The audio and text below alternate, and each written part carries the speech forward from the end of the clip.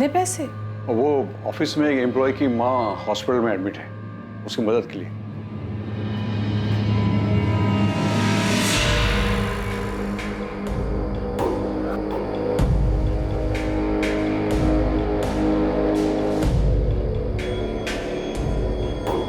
नुसरत, भूल जा उसे। ये मान ले कि मेरा बेटा कभी तेरे लायक था ही नहीं।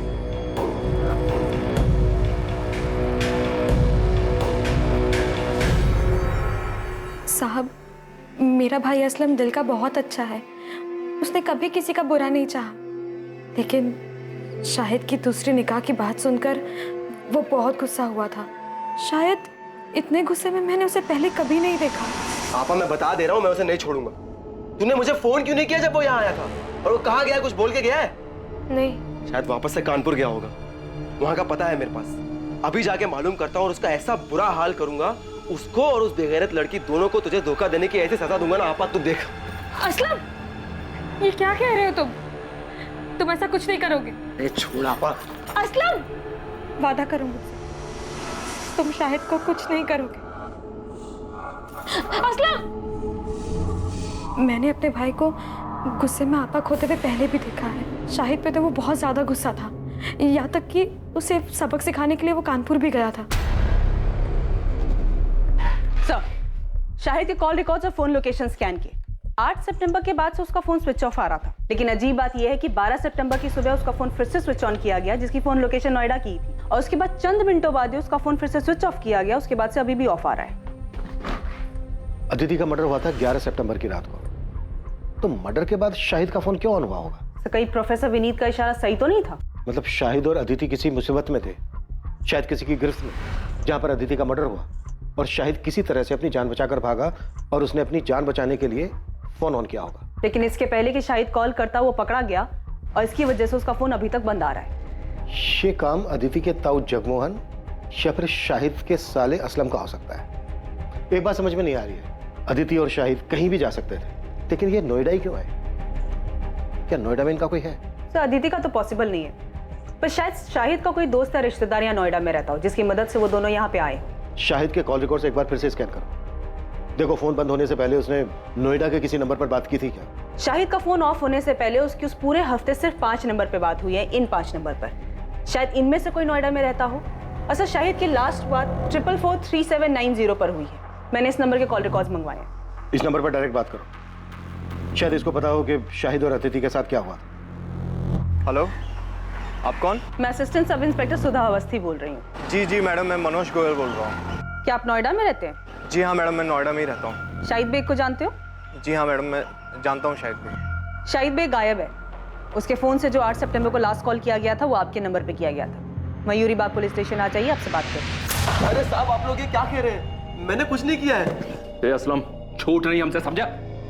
हमें पता है कि तुझे अपने जीजा पर बहुत गुस्सा था और तू अपने जीजा को और उसकी दूसरी पत्नी अदिति को सबक सिखाना चाहता था, और तुम दोनों के पीछे कानपुर भी गया था। हाँ साहब, मैं कानपुर गया था क्योंकि उस कमीने ने मेरी आपा को धोखा दिया था। लेकिन साहब, जब मैं उसके घर पहुंचा तो वहां ताला लगा हुआ था। साहब, मुझे वहां कोई नहीं मिला तो मैं रायबरेली वापस लौट आया। और साहब, अगर मुझे वो शाहिद मिल भी जाता तो मैं उसे 2 हाथ मारकर छोड़ देता, उसकी जान थोड़ी ना लेता। आखिर मेरी आपा का पति है वो, उसको मारकर मैं अपनी आपा को बेवा नहीं कर सकता था साहब। मैं तो सिर्फ उसे सबक सिखाने के लिए, डराने धमकाने के लिए गया था, ताकि वो उस लड़की को छोड़कर मेरी आपा के पास वापस आ जाए। मान लिया कि तू अपनी बहन के पति को नहीं मार सकता था, पर तू अपनी बहन के सौतन को मार के अपनी बहन के घर को दोबारा तो बसा सकता था ना? साहब, मैंने किसी को नहीं मारा है साहब। अच्छा, तो तू 10 से 12 सितंबर के बीच नोएडा में नहीं था? नहीं साहब, मैं यही रायबरेली था, बस कानपुर गया था और वहां से आने के बाद कहीं नहीं गया। तेरे कॉल रिकॉर्ड्स मंगवाए हमने, समझा? अगर पता चला ना कि तूने झूठ बोला हमसे, तो कानपुर तो क्या, तो इस थाने के बाहर 4 कदम चलने लायक नहीं बचेगा, समझा? पुलिस अलग अलग दिशाओं में हाथ पैर मार रही थी, लेकिन इस केस की तहकीकात ने अब तक कोई दिशा नहीं पकड़ी थी। किसी भी संदिग्ध के खिलाफ कोई पुख्ता सबूत नहीं मिल रहा था, और दूसरी तरफ शाहिद के बारे में भी कोई खबर नहीं मिल पाई थी। लेकिन अब जो खबर सामने आने वाली थी, उससे इस केस का रुख बदलने वाला था।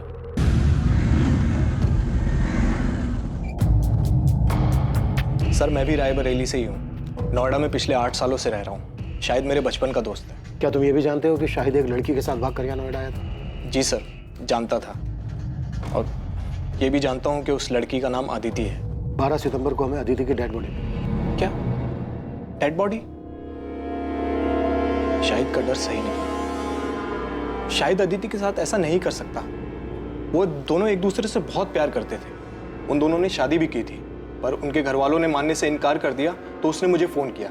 उसे कुछ पैसे और रहने के लिए जगह चाहिए थी।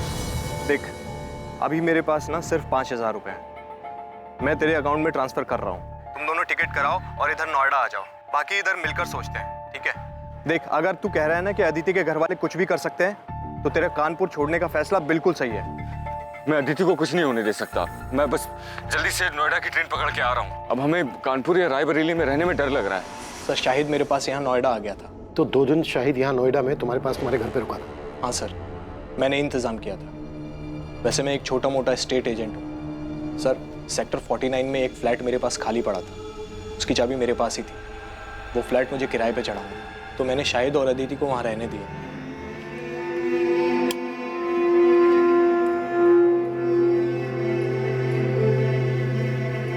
भाई, घर ज़्यादा बड़ा तो नहीं है, लेकिन तुम लोग अपनी गृहस्थी बसा सकते।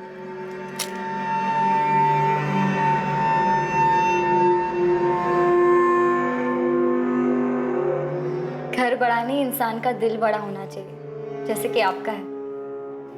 Thank you so much Manoj भैया। ये बात शायद 8 सितंबर की होगी। वो दोनों बहुत खुश थे। मैं चाबी देके वहां से निकल गया और शाहिद ने मुझे बताया था कि वो अपना फोन ऑफ रखेगा, तो मेरी इस बीच उससे कोई बात नहीं हुई। 2 दिन बाद 10 तारीख को जब मुझे वक्त मिला तो मैं उनका हाल चाल लेने के लिए वहां पहुंचा।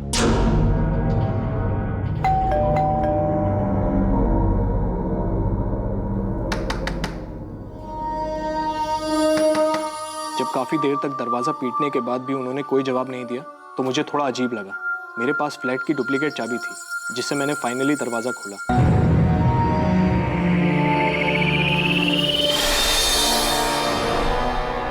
लेकिन अंदर का नजारा देखकर मैं हैरान रह गया। पूरा घर बिखरा पड़ा था। शाहिद, अदिति! मैंने अंदर जाकर भी देखा, लेकिन दोनों अदिति और शाहिद वहां नहीं थे। सर, मैंने शाहिद का फोन भी ट्राई किया था, लेकिन वो बंद था। मुझे समझ नहीं आ रहा था कि वहां हुआ क्या था।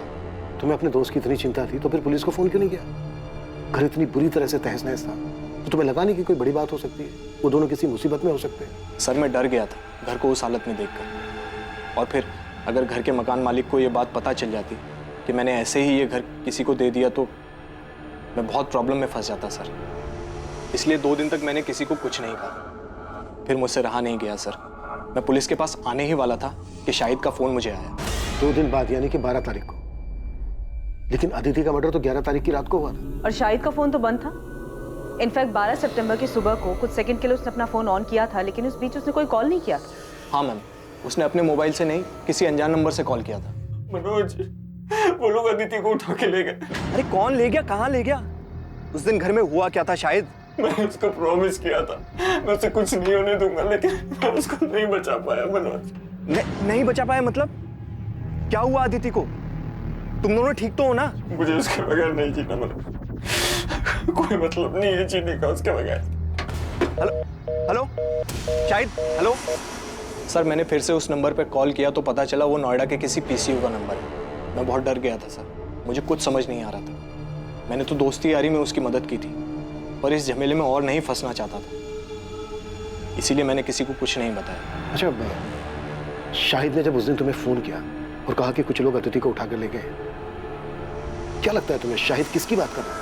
पता नहीं सर, उसने किसी का नाम तो नहीं बताया, पर हाँ, उसने एक बार बताया था कि अदिति के घर वाले काफ़ी रूढ़िवादी किस्म के लोग थे। मुझे पता नहीं, पर उस दिन शाहिद से बात करके मुझे सबसे पहला ख्याल अदिति के घर वालों का आया। पूरी संभावना थी कि अदिति की तरह शाहिद को भी मार दिया गया था। शायद वो आरोपी नहीं बल्कि पीड़ित था। ये केस अब ऑनर किलिंग का नजर आने लगा था। पर अब सवाल यह था कि यह घिनौना खेल किसके परिवार द्वारा रचा गया था, अदिति या फिर शाहिद? असलम के कॉल रिकॉर्ड्स आ गए? नहीं सर, अभी तक नहीं आए, पर हमारी नजर 24 घंटे उस पर है। सर, मनोज को जिस पीछे से कॉल आया था वहां कोई सीसीटीवी नहीं है। दुकानदार को भी कॉलर का चेहरा याद नहीं है। हमने उसे शाहिद की फोटो भी दिखाई, पर वो पहचान नहीं पाया। मनोज की बात से तो ये ऑनर किलिंग का ही केस लग रहा है। एक काम करो, अदिति के ताऊ जगमोहन और पिता सुभाष, इन दोनों को भी कॉल रिकॉर्ड्स निकालो। हो सकता है इन दोनों ने ये काम किया हो और पूरे चांसेस हैं कि इस केस में सुपारी दी गई हो।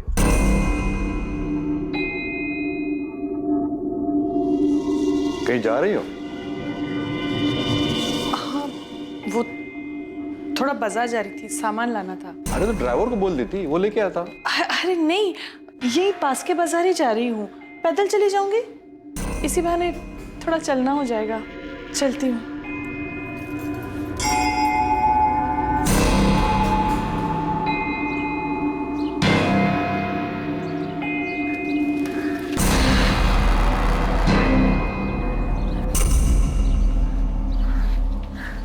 सोनाली, माँ,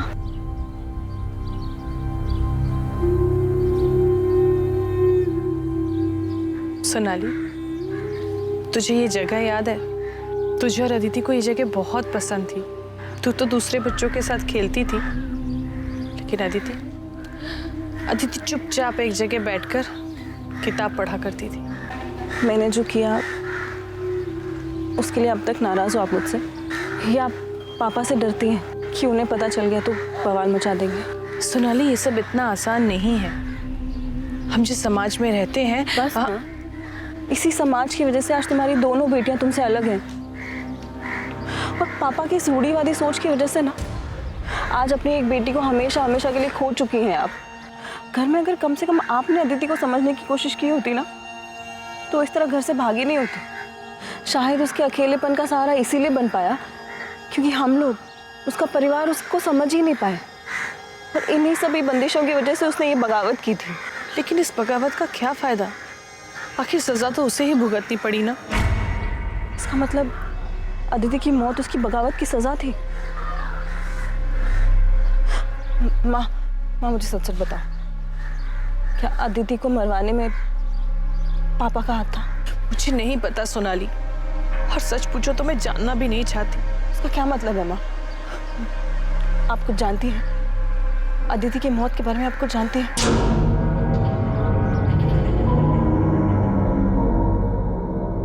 सुभाष, संभालो अपने आप को। अरे जिसने एक पल में बिना सोचे हम सबको पराया बना दिया, अपने नाम और परिवार की इज्जत के बारे में तक नहीं सोचा, उसके बारे में भूल जाना ही अच्छा है। भैया, आप जिसकी बात कर रहे हो वो मेरी बेटी है। सुभाष, अदिति मेरी भी बेटी थी। मेरे लिए भी ये सब करना आसान नहीं है, लेकिन अपने परिवार और प्रतिष्ठा बनाए रखने के लिए हमने जो फैसला लिया है वो बिल्कुल सही है। जब से अदिति की लाश देखी है, तब से घूम फिर कर ये बात मेरे मन में आके अटक जाती है। फिर लगता है कि नहीं, वो ऐसा कुछ नहीं कर सकते, लेकिन उनकी बातें याद आ जाती हैं और फिर लगता है कि इन सब के पीछे इन्हीं का हाथ है। हाँ, ये सच है कि 3 साल पहले जब सोनाली घर से भाग गई तो मैंने कुछ लोगों को पैसे दिए, उन्हें सोनाली के पीछे भेजा था, लेकिन उसे मारने के लिए नहीं, बल्कि उसे वापस घर लाने के लिए। बाप हूं मैं उसका, कसाई नहीं हूं। इससे पहले कि वो भानु से शादी कर ले, मैं एक आखिरी कोशिश करना चाहता हूं। पहली बार सोनाली आपके हाथ से बच के निकल गई, आप कुछ नहीं कर पाए, लेकिन इस बार अदिति के वक्त आप कोई चांस नहीं लेना चाहते होंगे। वैसे भी अदिति आपकी सगी बेटी तो थी नहीं। जब अदिति और शाहिद आपके पास आशीर्वाद लेने आए होंगे तो आपका खून तो खोला ही होगा। मैं अदिति पर गुस्सा नहीं था, उसकी नादानी पर हैरान था। बुरा तो इस बात का लग रहा था कि मैं अपनी बेटी को समझ ही नहीं पाया। शायद इसीलिए उसने मुझसे बिना पूछे इतना बड़ा कदम उठाया, इतनी बड़ी गलती कर दी। तो मतलब आप ये मानते हैं कि अदिति ने जो किया वो गलत था? हाँ, बिल्कुल गलत था, और आज जो उसकी हालत हुई है वो उसी गलती का नतीजा है। तो आप ये मानते हैं जगमोहन जी कि अदिति की मौत उसकी गलती की वजह से हुई? तो जाहिर सी बात है इस बात पर आपको खुशी हुई होगी। ये कैसा बेहुदा सवाल है इंस्पेक्टर? अदिति मेरी भी बच्ची थी, मुझे जिंदगी भर उसे खोने का दुख रहेगा। और पछतावा? हाँ, वो भी है कि मैं अपनी बेटी को समझ नहीं पाया। बाप होने के बावजूद अपनी बेटी को बचा नहीं सका। भैया का तो नहीं जानता, पर मैं अपनी बेटी को कभी कोई नुकसान नहीं पहुंचाऊंगा। हर मुजरिम शुरुआत में अक्सर यही राग अलापता है जगमोहन जी। ठीक है, इसके आगे मैं कुछ नहीं बोलूंगा। आप जो सोच रहे हैं उसे साबित करके देखिए।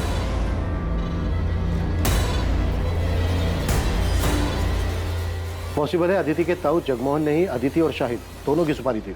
बड़े लोग हैं सर, इतना तो पक्का है कि खुद के हाथ गंदे नहीं किए होंगे। जैसे सोनाली के वक्त गुंडे भेजे थे, शायद इस बार भी किसी को सुपारी दी हो। खबरी नेटवर्क को एक्टिव करते हैं, नोएडा और कानपुर, इन दोनों जगह के हिस्ट्री शीटर्स को स्कैन करने के लिए बोलते हैं। अगर इन दोनों में से किसी भी जगह से सुपारी निकली होगी तो पता चल जाएगा।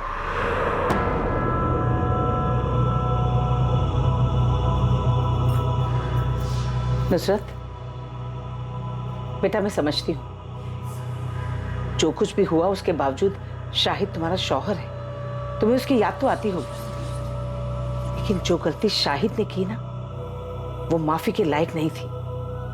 मैंने वही किया जो मुझे सही लगा। यही तो मुश्किल है ना अम्मी, आप सब ने वही किया जो आप सबको सही लगा। आपको सही लगा तो आपने शाहिद की मर्जी के बगैर उनका निकाह हमसे करवा दिया। शाहिद को सही लगा तो उन्होंने मुझे बिना बताए अपना जीवन साथी चुना। आपको सही लगा तो आपने उनको घर से निकाल दिया। असलम को सही लगा तो उन्होंने, इन सब में मैंने तो अपना सब कुछ खो दिया ना। ना आज मेरे पास शौहर है, ना आज मेरे पास औलाद है। अरे मुझे तो ये तक भी नहीं पता कि शायद जिंदा है या नहीं। अम्मी, अगर आज तक आप सब कुछ सही करती आई तो मेरे साथ गलत कैसे हो गया? कुछ समझ में नहीं आ रहा है। इतने सारे सस्पेक्ट्स हैं पर किसी के खिलाफ भी कोई पुख्ता सबूत नहीं मिल रहा है। सर, अदिति के ताऊ जगमोहन रावत, पिता सुभाष रावत और प्रोफेसर विनीत अग्रवाल, इन सबके कॉल रिकॉर्ड स्कैन किए, सब क्लियर है सर। पर ये असलम के कॉल रिकॉर्ड में से गड़बड़ दिखाई दे रहा है। 10 और 11 सितंबर को इसका फोन स्विच ऑफ था।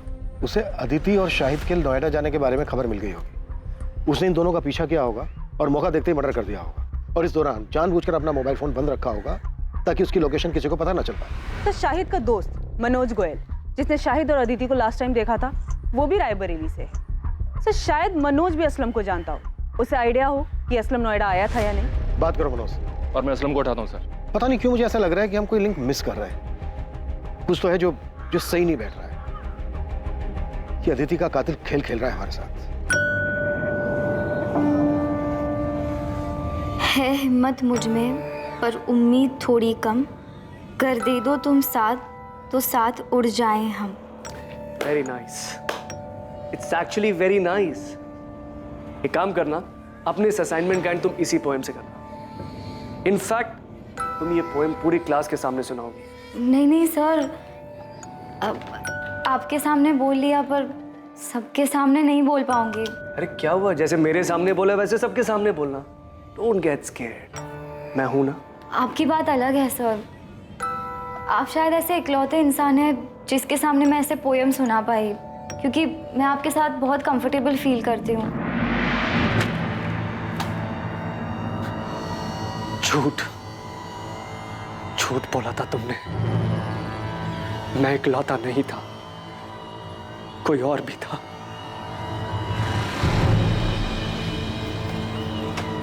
आ गया? जमानत मिली या जेल की दीवार फांद के आया है? ताना मारने की जरूरत नहीं है, पता है मुझे। पुलिस को आप ही ने चुगली की होगी। आपको लगता है अदिति और शाहिद को मैंने मारा? मुझे किसी को चुगली करने की जरूरत नहीं बच्चे, लेकिन हाँ, अगर मुझे पता चला कि तूने मेरे शाहिद के साथ कुछ किया है तो मैं पुलिस के पास जरूर जाऊंगी, लेकिन तुझे मारने के बाद। हाँ मैडम, शाहिद के साले का नाम असलम है, पर मुझे ये नहीं पता कि असलम शाहिद से गुस्सा था या नहीं। मैं उससे कभी नहीं मिला। और कुछ पता असलम के बारे में कि 10 और 11 तारीख को वो नोएडा में था या नहीं था? पता नहीं मैडम, पर असलम ने कुछ किया क्या? शाहिद के बारे में कुछ पता चला कि वो कहाँ है? मैम वो मिल तो जाएगा ना। कभी कभी लगता है कि अदिति की तरह कहीं वो भी। मनोज, अभी इस बारे में कुछ पता नहीं चल पाया है, लेकिन अगर तुम्हें कुछ पता चलता है या कुछ याद आता है तो हमें फौरन बताना। जी मैडम। ये क्या तमाशा लगा रखा है आप लोगों ने? जब देखो उठा ले आते हैं। तब समझता हूं मैं, आप लोग को कोई मिल नहीं रहा है इसलिए बार बार मुझे बलि का बकरा बना रहे हैं। गरीब आदमी उसने मेरा फायदा देख असलम, ये नौटंकी ना नेताओं के लिए छोड़ते। इस बार पुलिस का डंडा चालू हुआ ना तो फिर रुकना मुश्किल है, सोच ले। कॉल रिकॉर्ड्स के हिसाब से 10 और 11 सितंबर को तेरा फोन बंद था। फोन क्यों बंद था तेरा? कहाँ था 2 दिन? यहाँ नोएडा शाहिद के पीछे आया था ना तू? नहीं नहीं नहीं सर, दोनों दिन मैं अपने घर पर ही था। मेरा फोन खराब हो गया था इसलिए बंद था, और मैं बीमार था इसलिए फोन ठीक करवाने बाहर नहीं जा पाया। इन 2 दिन में तेरे साथ था कोई जो तेरी इस बात को कंफर्म कर सके? ये इत्तेफाक नहीं हो सकता असलम कि जिस रात अदिति का मर्डर हुआ उस रात तेरा फोन भी खराब था।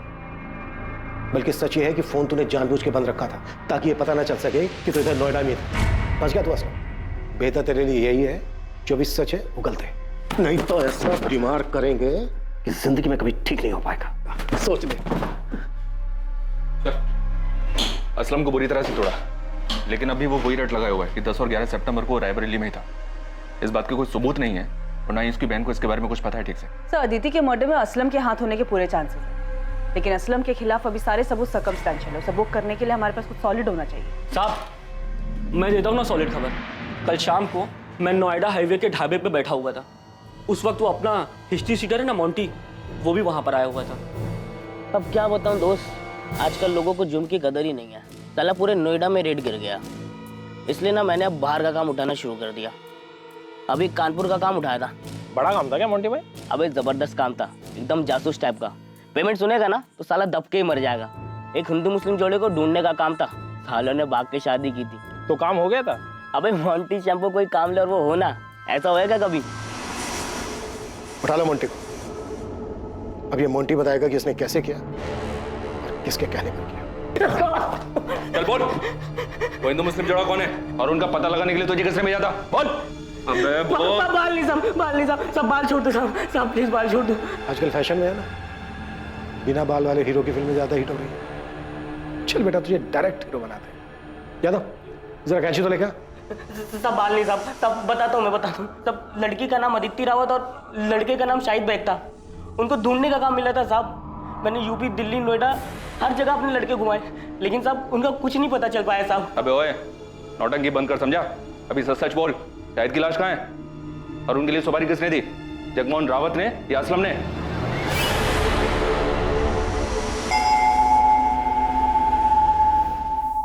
देखिए, बात को घुमाइए मत, सीधे सीधे बोलिए कि आपको लगता है मैंने अदिति को मारा है और आप मुझे गिरफ्तार करने आए। हम आपको नहीं, आपके भाई को गिरफ्तार करने आए।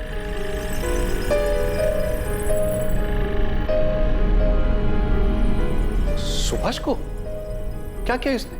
वो तो यही बेहतर बता पाएंगे। मोंटी को नोएडा पुलिस ने गिरफ्तार कर लिया है, उसने तुम्हारा नाम लिया। साहब 10 सितंबर को सुभाष रावत ने मुझे फोन किया था साहब। डन साहब, काम हो जाएगा, दोनों को ढूंढ लूंगा मैं। मेरे आदमी हर जगह काम होती, मैं आपको बता दूंगा। उसके आगे क्या करना है साहब, आप ये बताइए मुझे। उसके बाद क्या करना है मिलने के बाद बताऊंगा। उनके मिलते ही मुझे फोन करना, तुरंत। आपको देखकर ऐसा लगा नहीं कि आप इतने पहुंचे हुए निकलेंगे। एक हिस्ट्री शीटर से कांटेक्ट करके आपने उसे सुपारी भी दे दी। मैंने मोंटी को सुपारी अदिति को बचाने के लिए दी थी, उसे मारने के लिए नहीं।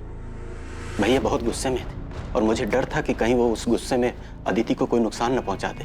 बेवकूफ समझ रहे हैं आप। देखिए, जो अभी सच है बता दीजिए। सच उगलवाने के लिए हमें हमारे तरीके आजमाने पर मजबूर मत कीजिए। मैं सच बोल रहा हूं सर, आप मोंटी से पूछ लीजिए। क्या मैंने एक बार भी उसे अदिति या शाहिद को मारने के लिए कहा था? नहीं, मैंने उसे उन दोनों को ढूंढने के लिए कहा था। इसके बाद की प्लानिंग मैं पहले ही कर चुका था।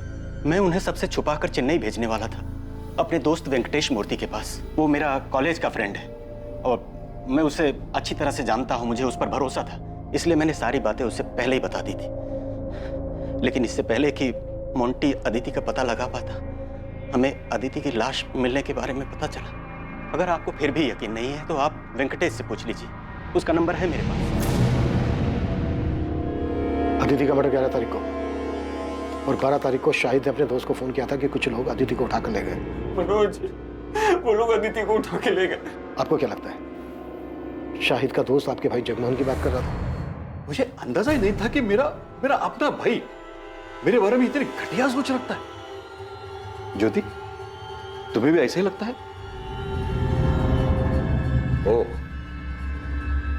तो आज मेरे समझ में आया कि मेरा परिवार मेरे बारे में क्या जानता है, क्या समझता है। क्योंकि आपने कभी किसी को समझने का मौका ही नहीं दिया ना। सुभाष, मैंने हर फैसले में तू मेरे साथ खड़ा था। मैंने कभी कोई फैसला अकेले में नहीं लिया है। हम लोग भाई है सुभाष, हमारी परवरिश, हमारी सोच एक सी है। अदिति के देर से घर आने से लेकर उसके जीन्स पहनने, लड़कों के साथ बात करने, पढ़ाई के लिए बाहर जाने तक तुझे भी हर बात खटेती थी जितनी कि मुझे। और अगर ऐसा नहीं था तो तूने मुझे टोका क्यों नहीं? क्योंकि तू भी वही चाहता था, फर्क सिर्फ इतना है कि तूने हर बार बंदूक मेरे कंधे पर रखकर चलाई। अदिति और शाहिद की शादी से तुझे भी उतना ही बुरा लगा था जितना कि मुझे। क्या पता तूने मोंटी को उन्हें बचाने के लिए भेजा था या मारने के लिए। आप कह रहे हो कि मैं खुद अपनी बेटी को मरवाऊंगा? अच्छा, अपनी बेटी? आज जब तेरी अपनी बेटी की बात आई तो तूने बिना सोचे समझे मुझ पर उंगली उठा दी। सुभाष, एक ही सिक्के के दो पहलू है हम। फर्क सिर्फ इतना है कि हमारे चेहरे अलग अलग हैं। तूने मुखौटा पहन रखा है और मेरा सच सबके सामने है। जब शक दिलों में घर कर जाता है तो रिश्तों में भी दरारें पड़ने लगती हैं, और यहां भी ऐसा ही हो रहा था। सभी एक दूसरे पर शक कर रहे थे, आरोप लगा रहे थे, लेकिन दावे के साथ किसी के पास भी कहने के लिए कुछ नहीं। आखिरकार पुलिस को एक ठोस सुराग मिलने वाला था। कातिल के चेहरे पर से मुखौटा उतरने वाला था।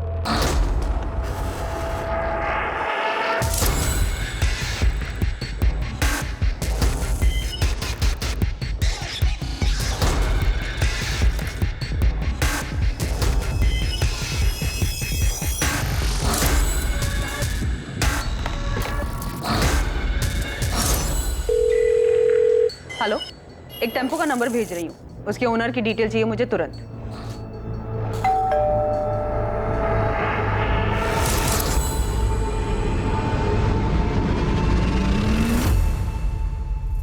मैं जानता हूं तुम्हारी मां तुमसे छुप कर मिलती है। तुम्हारे लिए अच्छा ही होगा तुम हमारे परिवार से दूर रहो और ये बात दोबारा मुझे दोहरानी न पड़े। छूट क्या रहा है हमसे? असलम भी कुछ नहीं बोल रहा है, उसके खिलाफ भी कुछ नहीं मिल रहा है, बाकी सबके कॉल रिकॉर्ड्स भी क्लीन है। चोरी किए गए गहनों के बारे में भी अभी तक कोई इंफॉर्मेशन नहीं मिली है सर। तकरीबन 15 लाख के थे, पक्का कातिल के पास ही होंगे, क्योंकि अगर उसने गहने बेचने की कोशिश की होती तो नोएडा, कानपुर या रायबरेली के किसी ज्वेलरी शॉप से ऐसी कोई खबर सामने आ ही जाती। सर, 12 सितंबर की सुबह 2:54 पे ये टेम्पो चिवारी गांव की तरफ मुड़ा था। उस रात भर में ये अकेला व्हीकल है जो 1 बजे के बाद उस रास्ते से गुजरा था। सर, मुझे पूरा यकीन है अदिति को इसी टेम्पो में ले जाया गया होगा। और सर, सबसे बड़ी बात, इस टेम्पो के ड्राइवर ने बताया कि उसके मालिक ने अचानक से उस रात फोन करके ये टेम्पो मंगवाया था। इसका मालिक का नाम?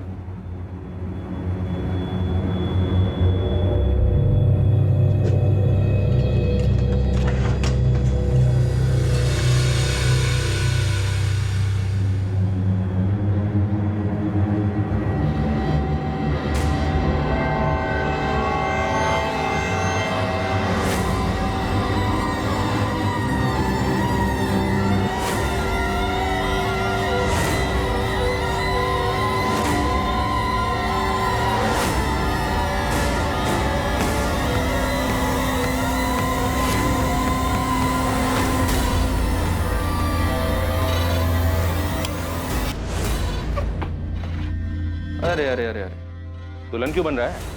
एक बार तेरी शक्ल तो देखने दे ठीक से। अड़ा, तो तू है, ससुराल से बुलावा है तेरी, वहां चलकर चाहे जितनी मर्जी शर्मा लेना। हेलो सर, ये अदिति की ज्वेलरी लग रही है। साहब, मैंने कुछ नहीं किया साहब। अबे चुप! वो टेम्पो मिल गया हमें जिसमें तू अदिति की लाश को लेकर गया था जंगल में। अभी सीधी तरह से ये बोल, शाहिद की लाश को कहां ठिकाने लगाया तूने? ए रुक! कौन है तू? रुक इधर! पकड़ो इसे। ए!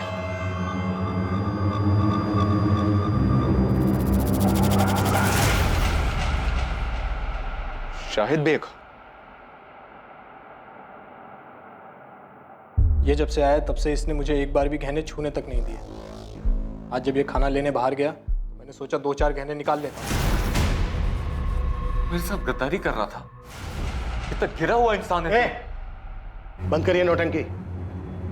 और ये कैसी प्रेम कहानी है जिसमें लैला मर गई और मजनू अभी तक जिंदा है और उसके गहने दबाकर बैठा है? ऐसा मत कहिए सर, सच्चा प्यार कर रहे थे हम दोनों, निकाह भी किया था हमने, सबकी सहमति से नया घर बसाना चाहते थे, लेकिन ऐसा हुआ नहीं तो तुम अदिति को लेकर यहाँ नोएडा मनोज के घर ले आए। और सर, हम इसके दिए हुए घर में खुश थे।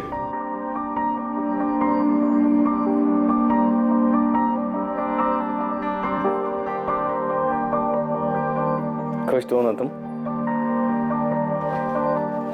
मैं बहुत खुश हूँ। हम दोनों साथ हैं, यही काफी है। क्या बन रहा है भाई खाने में? मैं बस रोटियां बना रही हूँ, आप दोनों खाने बैठ जाइए। खुश तो हो ना तुम दोनों यहाँ? हाँ यार, तेरी वजह से कम हम दोनों के सर के ऊपर छत तो है। वरना पता नहीं हम दोनों कहाँ कहाँ भटकते रहते। मैं प्लेट्स लगाता हूँ।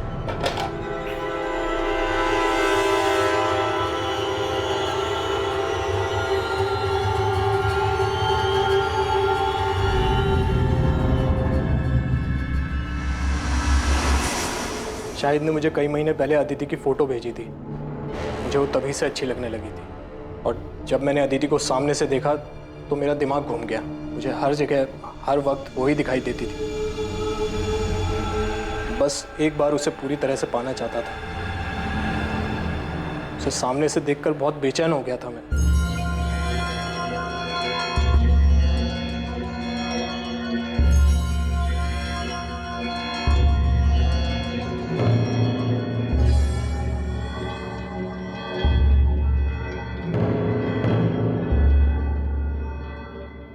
मनोज भैया, शाहिद बस 5 मिनट में ना कर आएगा, तब तक आप चाय पीजिए।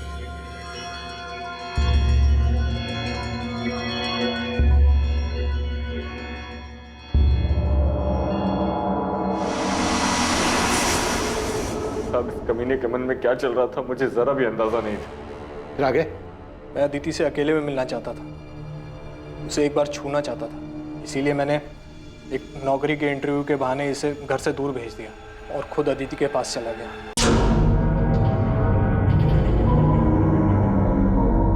हो गया अदिति? हाँ, बस 2 मिनट।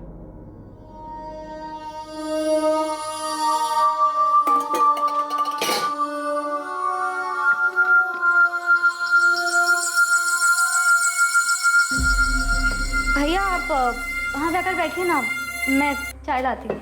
भैया क्यों बोल रही हो यार? नहीं, मैं तुम्हारा भैया हूँ, ना तुम मेरी भाभी। रात तो शाहिद भी नहीं है। ये क्या कर रहे हैं आप? वही जो शाहिद करता है। दूर रहिए, पागल तो नहीं हो गए? देखिए, आप मुझसे दूर रहिए वरना ठीक नहीं होगा। शादीशुदा शाहिद में ऐसा क्या है जो मुझ में नहीं है? मुझे क्यों मना कर रही है? पागल तो नहीं हो गए? अब जाइए यहाँ से।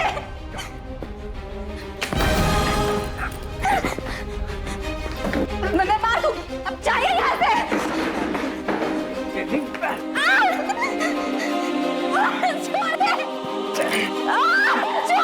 छोड़िए मनोज भैया।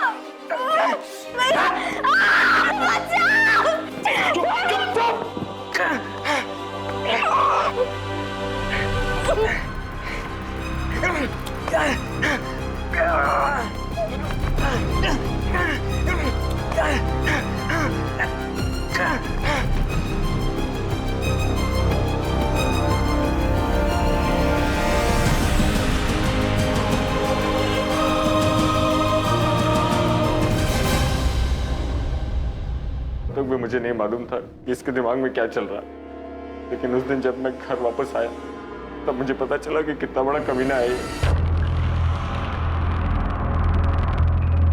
अदिति, अदिति, अदिति! ये क्या किया तूने? शाहिद शांत हो जा भाई, देख गलती हो गई यार, बहक गया था। बहक गया था?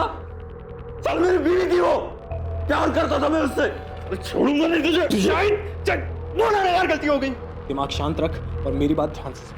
देख, रोग आकर अगर तूने ये ड्रामा किया ना तो देख हम दोनों फंसेंगे, और मैं बोल दूंगा कि इस कत्ल में तू भी शामिल है, और अदिति के घर वाले तुरंत मान जाएंगे। इसलिए हमारे लिए अच्छा यही होगा कि इस मामले को यहीं दबा दें। तुझे क्या लगता है तेरे बहकावे में मैं आ जाऊंगा? तेरा सच में दिमाग खराब हो गया है? देख देख शाहिद भाई, मेरी बात सुन यार, हम सालों पुराने दोस्त हैं यार। एक लड़की के चक्कर में अपनी दोस्ती खराब करेगा? अरे ये तो गई, वापस नहीं आएगी।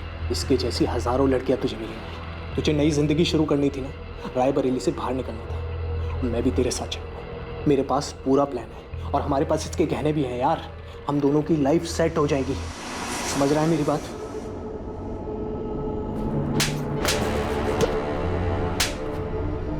जिस लड़की ने तेरे लिए अपना घर छोड़ा, परिवार छोड़ा, ऐशो आराम छोड़ा, कुछ नहीं देखा तेरे सामने, उस लड़की की मौत से तू 5 मिनट पे उबर गया। ये प्यार था तेरा अदिति के लिए?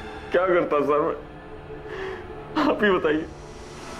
अदिति तो मर गई थी, वापस नहीं आने वाली थी, इसलिए मनोज जैसा कहता रहा मैं वो करता रहा।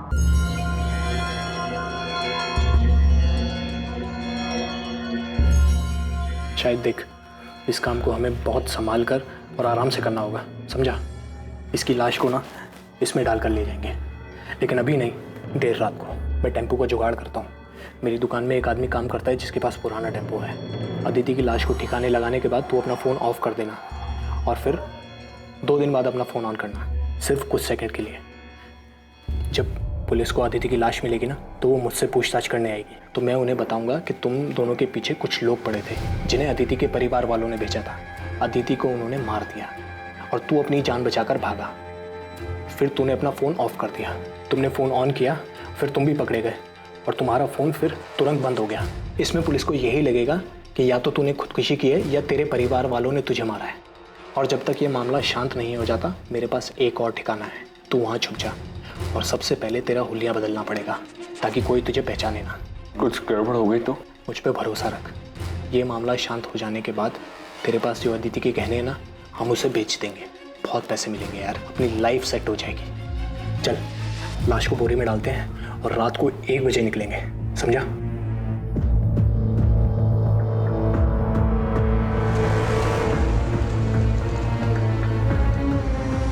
और फिर अदिति की लाश को हम जंगल में फेंककर घर वापस आ गए। साले तू अदिति से प्यार करता था, 5 मिनट में उसके कातिल के प्लान में शामिल हो गया ताकि तू अदिति के पैसों से एक सुकून भरी जिंदगी शुरू कर सके। मैं इसके बहकावे में आ गया था। मैं सच कह रहा हूँ, उसकी मौत का मुझे अभी भी बहुत अफसोस है। मैंने अपनी पूरी जिंदगी में तेरे जैसा स्वार्थी आदमी नहीं देखा। क्या नहीं था तेरे पास? हाँ, क्या नहीं था तेरे पास? एक समझदार बीवी थी, बेहद प्यार करने वाली अदिति थी, लेकिन सच ये है कि तू इनमें से किसी के लायक नहीं था।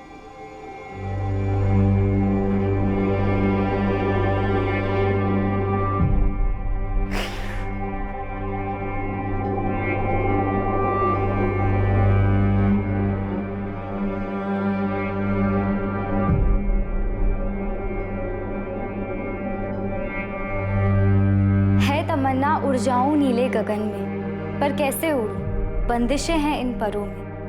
है कांटों की दीवार रोके मुझे, ये प्रतिष्ठा की परछाई टोके मुझे। है अरमा छू लूं सितारों को, तोड़ दूं इन बंदिशों इन दीवारों को। है हिम्मत मुझ में, पर उम्मीद थोड़ी कम है। कर दे दो तुम साथ, तो साथ उड़ जाएं हम। झूठ का पर्दाफाश अक्सर इंसानी मंसूबों का भद्दा चेहरा सामने ले आता है।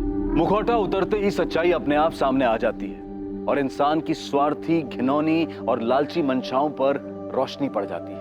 लेकिन इससे ज्यादा खौफनाक हकीकत इंसान के अंदर छुपा हुआ अंधकार है, जिससे वो खुद भी वाकिफ नहीं होता और जिसका आभास उसे जिंदगी की मुसीबतों के साथ जूझते हुए ही होता है। शायद भी अपने भीतर छुपे अपने इस खतरनाक रूप को शायद नहीं पहचानता था। उसने स्वार्थी होकर सिर्फ अपने बारे में सोचा, लेकिन मुसीबत के वक्त उसकी स्वार्थी फितरत की वजह से उसका मुखौटा उतर गया और उसके पीछे छुपा असल, घिनौना और भयानक चेहरा सामने आ गया। अब मैं अनूप सोनी आपसे विदा लेता हूं, फिर मुलाकात होगी एक और नए केस के साथ। देखते रहें क्राइम पेट्रोल सतर्क, सोमवार से शुक्रवार रात 10:30 बजे। और याद रखें, क्राइम और आपके बीच में सिर्फ इतना फर्क है कि आप कितने सतर्क हैं। सतर्क रहें, सुरक्षित रहें।